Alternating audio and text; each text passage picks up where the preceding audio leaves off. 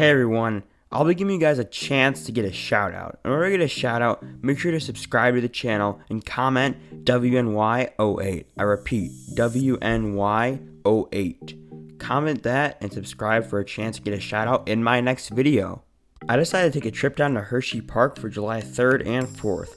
Those days were actually the first days the park was open to the public, so I got a really good feel of the new safety measures, masks, ride closures, and other adjustments. This is my third visit to the park, so I got to compare the atmosphere and how the rides felt to how it was before.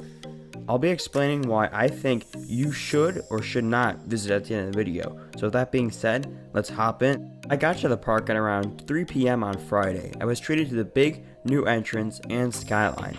First, you get your temperature checked, which is very quick and painless. Then they'll check your ticket and reservation, and boom, you're in. Since it was the afternoon, the crowd was pretty well dispersed. I hopped right in line for Pandemonium. Now I say that because Pandemonium seemed to get a decent line in the mornings after the immediate rush. But after that, it was fine. I got a front and back row ride on Pandemonium, and I loved it. I did a full review on it, so if you want to see my more in-depth thoughts on the ride, go check it out. I then headed over to Comet. Unfortunately, this coaster did not live up how I remember it, but it was still a very fun ride. I then did Skyrush, which was insane. It was smoother and more intense than ever. I actually didn't really have any issues with the restraints. And another thing a lot of people tend to forget is that the restraints on Skyrush are so open, they really let you enjoy the speed and forces. I then hit up Great Bear for a couple of rides, and it was running great, very intense, and very smooth. I stopped for a quick ride on the Hershey's Tower and made my way toward the back of the park. I hopped in line for Fahrenheit, which moved really slow with the poor capacity and slow operations due to this being the first day at work for a lot of the employees. I stood in line for over half an hour and then the coaster broke down. Unfortunately, I noticed when I was in line a lack of social distancing in the queues for not just Fahrenheit but a lot of other rides. And a lot of people did not have masks on while standing in the queues. As I tracked toward the back of the park, I noticed a lot of people did not have masks on and were not social distancing. This was passable due to the area being close to the water park. I also noticed that many rides were closed, such as Wildcat, Wild Mouse, and Sidewinder, and even a few others. I actually counted a total of 8 coasters at the park were closed at one point, but I'll elaborate more on that later. I took a ride on Lightning Racer, but unfortunately it was not dueling. This is understandable because I could see a team of maintenance workers working on the other side of the coaster, so I just assumed it was down for maintenance. Lightning Racer suffered a lot because of the new restrictions for a multitude of reasons, but the main one was they're only loading about 12 people per train and had many rows closed, unlike some of the other coasters in the park. I think the reasoning for this was because the Millennium Flyers the train runs are very tight, but I was confused because they weren't doing every other row and it seemed like they were just kind of putting people wherever it made sense to them. Also, only running one side was not doing them any favors either, but the coaster itself was running great, and yes, we still won. I then went back to the other side of the park and picked up a Pandemonium king-size milkshake and met up with the world-famous Hershey addict.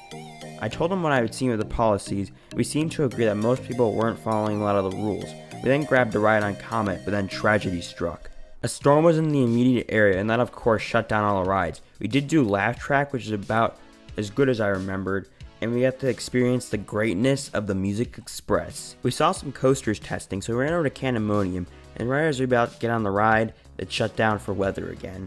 There was about 20 minutes until park closing, and we heard that Fahrenheit was open for some reason, and it was, so we ran over there and finished the night on that.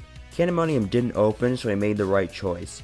My thoughts on the first day were I had a really fun time, but lots of coasters were closed, and many people were breaking the rules. I came back the next day, which was the 4th of July, and I didn't get to the park until about 15 minutes after opening, so I thought, why bother with the Pandemonium rush? So I booked it to Fahrenheit and grabbed a couple rides. I then hit up Wildcat after I saw it testing when I was on Fahrenheit, and it did not disappoint. I didn't like it too much the first time I rode it, but this time it was much better and rose up in my rankings. I hit Lightning Racer for that duel I wanted, and this time I got a real win. I got another ride on Laugh Track because why not? I hit up Sidewinder and Trailblazer, making sure to grab footage of both as well. I then had lunch at our cabana, which our family had rented out, and actually I took a lap on the lazy river. I made my way up to the Hollow, grabbing rides on Great Bear, Skyrush, and Comet.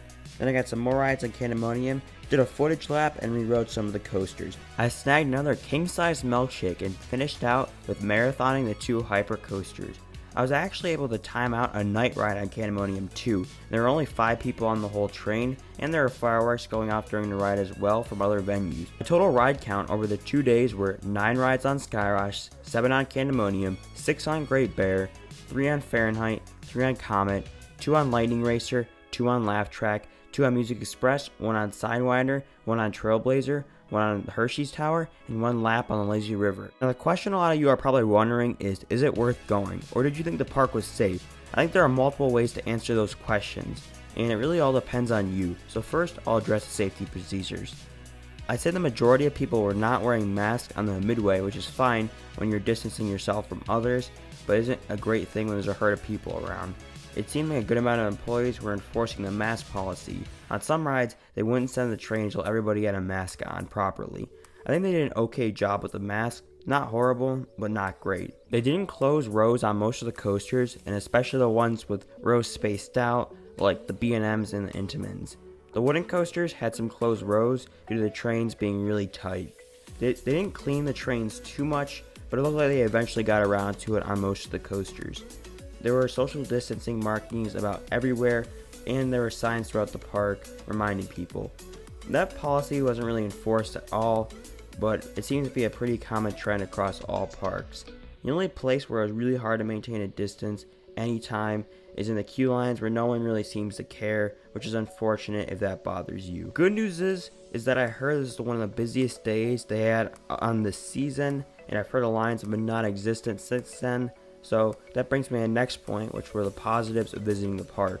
First off, Pandemonium is a great addition to the park, and Chocolate Town really looks great. Another great thing is the lines have been pretty much nothing like I mentioned earlier. I heard of the occasional 20-minute wait on Pandemonium or Fahrenheit, but most of the rides tend to be walk-ons. Now there are some downsides to visiting, one of the biggest ones being closed rides. One of their best attractions in Storm Runner is closed for the season because they needed a part, which its shipping was delayed. There's a similar situation with Super Duper Looper where they need a part and it probably won't operate for the rest of the season either. Wild Mouse was closed during my whole visit, but it wasn't a big deal.